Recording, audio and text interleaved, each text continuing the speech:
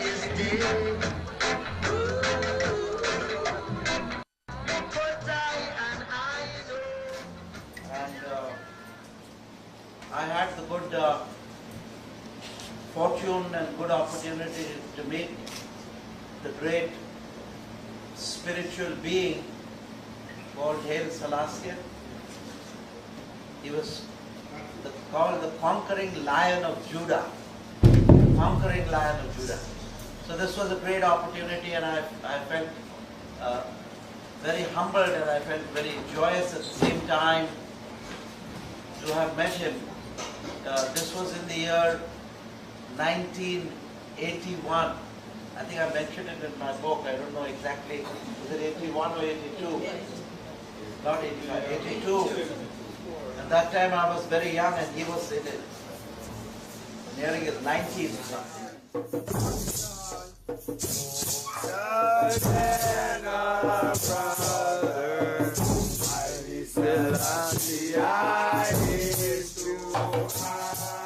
It was a great experience to meet such a spiritual being.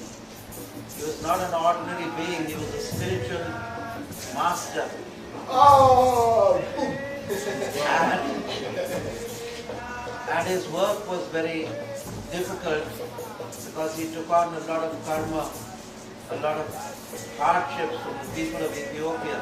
His souls had to pass through these tribulations, they had to pass through trials to get to the eternal heavens, to get to the eternal space, the space of God. So he was preparing the space of God for not only the people of Ethiopia, but people all over the world.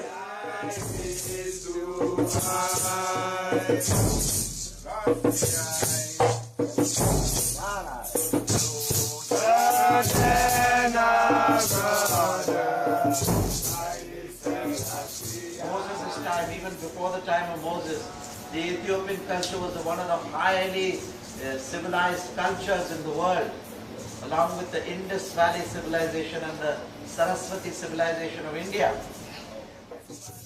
Some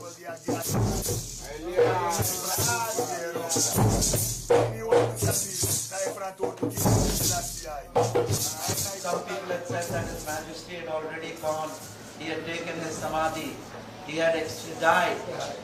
That was the rumors. But some people, the Rastafarian people and other people, that feel that he came back from his body, because I met him in 1982 and he was declared dead in 1970, sometime in 1970, right? 1975. And I met him in 1982. That means, like the Christ, he has either risen from the dead. So this is a thing which it's a very spiritual thing. I won't want to go into this. I'm going to leave it to you to contemplate and see what this great master had done.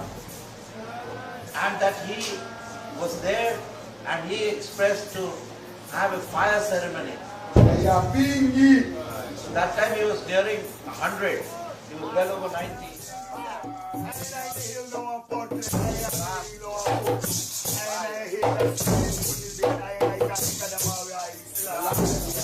His question was that when I wrote in my book that I met His Majesty Haile Selassie in 1982, the question was, did anybody challenge you, because he was already dead in 1975, and or did anybody want to question you on that? So I felt that the Rastafarian community had a great sense of awe. It was surprise, and they did not challenge because they knew and they felt that His Majesty had the power to resurrect. You understand? And those Rastas who wanted to challenge did not have the courage, because they knew that that His Majesty, after all, he is from the house of Solomon and of the house of Sheba, and this is a very sacred thing.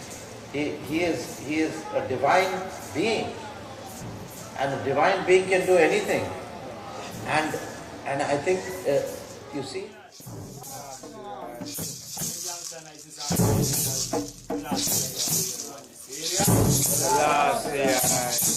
the minds of different people are different. So the mind in Africa is more open.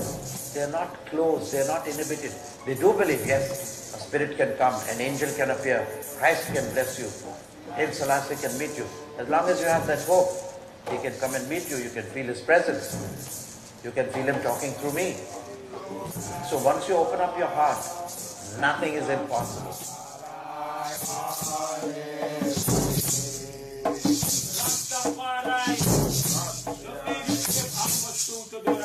Nothing is impossible. God is not impossible. Only the stupid mind is impossible, which keeps tripping over its own doubts. And then ultimately, if the mind keeps doubting, it gets analysis, paralysis, and dies. The moment your mind dies, God appears. God is no mind. God is. And when the mind disappears, God appears. As long as the mind is there, God chooses to be in the background. Because the mind is ego. It's piping up all the time and trumpeting its own glory. I did this and I did that and I went here and I went there. So these are the sort of discussions I had with His Majesty. And he was very intrigued in the science of yoga, in the science of Kriya Yoga and breathing. And he practiced it. And when he practiced it, he saw the result also.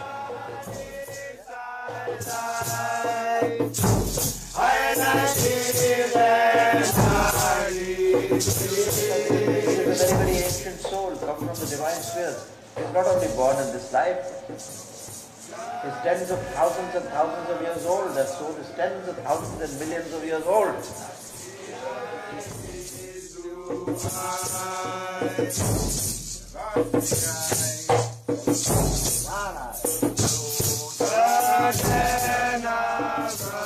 Definitely he is such a power that if you invoke him in meditation, he can come.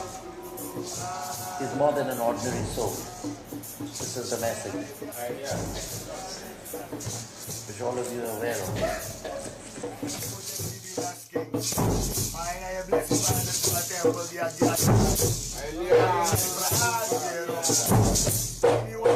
In the League of Nations, he was there, and there's a story about him that one person came and he held a pistol and a revolver. He wanted to shoot him. And His Majesty just turned, he had nothing in his hand, and he just looked at him like this. And that man's hand went down and he dropped the revolver. So that shows the power of the soul. That's a divine soul power. No ordinary person can do that. That is one of the most powerful things. To change within a split second an aggressive person and change him into a docile person and later a friendly person is, I think, a great miracle. And one of the greatest miracles ever performed on a public platform. So I was very impressed with this. And there are many stories of this which are so ancient. But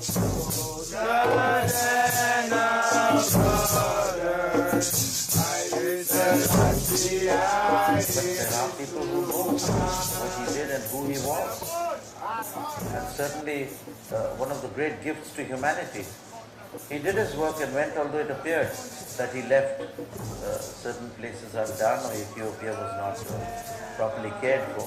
But high command, even higher forces than in God's power, said that certain people have to go through certain surgery. They have to go through certain suffering so that they will become as stronger souls.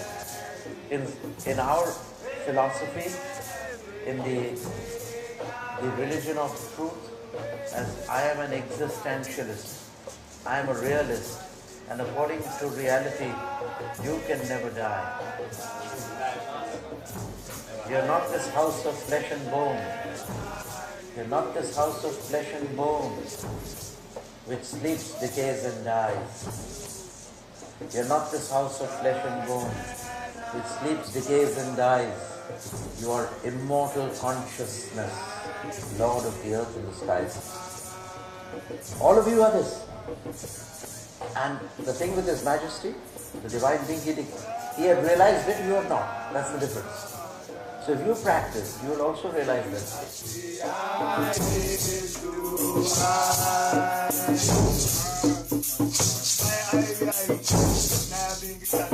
Ethiopia will come up on the world scenario. Yeah, because the souls who are there will always be there. They keep changing, They keep changing their outer coats, their bodies. But the inner man is the same. The inner person is always the same. And if you practice spiritual techniques, you can get to spiritual.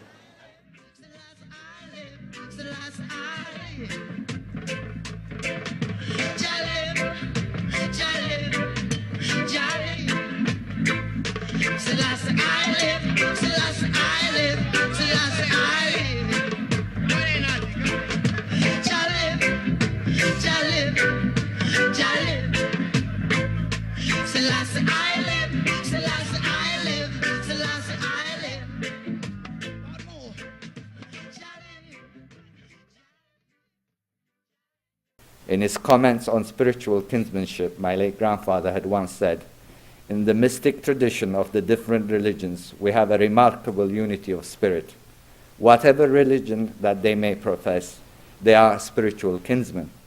While the different religions in their historic forms bind us to limited groups and militate against the development of loyalty to the world community, the mystics have already stood for the fellowship of humanity. In harmony with the spirit of the mystic of the ages gone by, no one should question the faith of others, for no human being can judge the ways of God."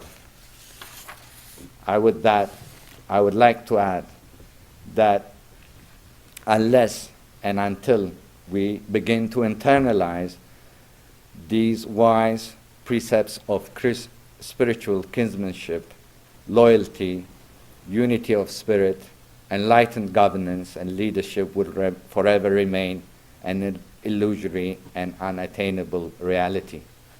Thank you again for your kind and generous attention, and I'll be very happy to entertain any questions.